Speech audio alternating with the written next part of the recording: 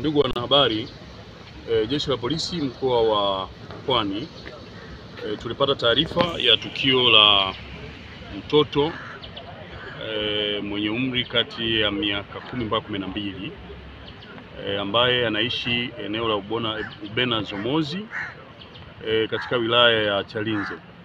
Tukio hili lilihusisha mtoto huyu kufanyiwa ukatili na mtu wa karibu ndani ya familia yake. Miongoni mwa vitu ambavyo vilitendwa ni kukatwa nyeti zake, lakini tukio baada ya kuwa limetokea kulikuwa na usiri ndani ya familia hiyo, lakini ndani ya siku 2-3 kwenye tarehe za mwanzo kati ya tarehe 3 na tarehe 5 akapatikana kiongozi wa eneo hilo ambaye yeye alipata taarifa za ndani akaanza kulifuatilia na hatimaye taarifa zikafika ndani ya Jeshi la Polisi, na Jeshi la Polisi kwa weledi mkubwa kwa kuongozwa na dawati letu la jinsia, wanawake na watoto ambalo linadili mambo ya ukatili, lakini na UCCID wa wilaya ya Chalinze walifika nyumbani kwenye familia hiyo, na ni kweli tukio hilo likabainika lilifanyika, lakini mtendaji wa tukio hilo ni mwanafamilia.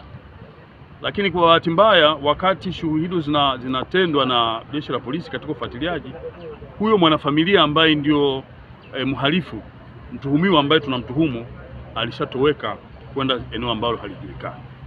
Kwa mpaka sasa hivi mtoto yule alipata matibabu, anaendelea vizuri, lakini Jeshi la Polisi linafuatilia kwa karibu sana ili kumpata mtuhumiwa na kumfikisha kwenye vyombo vya sheria.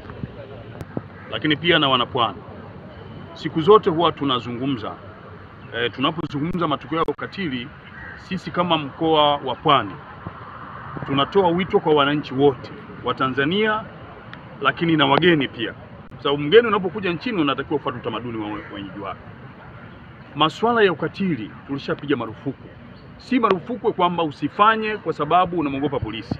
Marufuku kwa maana ndani ya imani yako, lakini na utamaduni wetu hauruhusu mambo haya kufanyika. Lakini wananchi baadhi yetu tumekuwa wenye kuficha matukio haya yanapofanyika, ima majumbani au maeneo mengine ambayo ni ya kificho.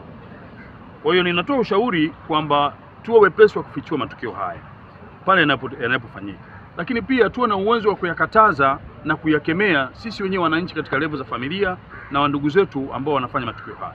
Imebainika wako ndugu wa karibu ambao wengi wanafanyia ukatili watoto, na tumeshazungumza dunia hii ya sasa hivi tusimwamini mtu yoyote, awe mjomba, awe shangazi, awe nani. Yoyote anaweza kumfanyia ukatili mtoto. Kama mnavyofahamu, zamani tulikuwa tuna utamaduni kwamba mgeni anapokuja anakabidhiwa analala na mtoto, lakini hivi karibuni tumeshuhudia matukio ya hao ndugu zetu wanawafanyia watoto.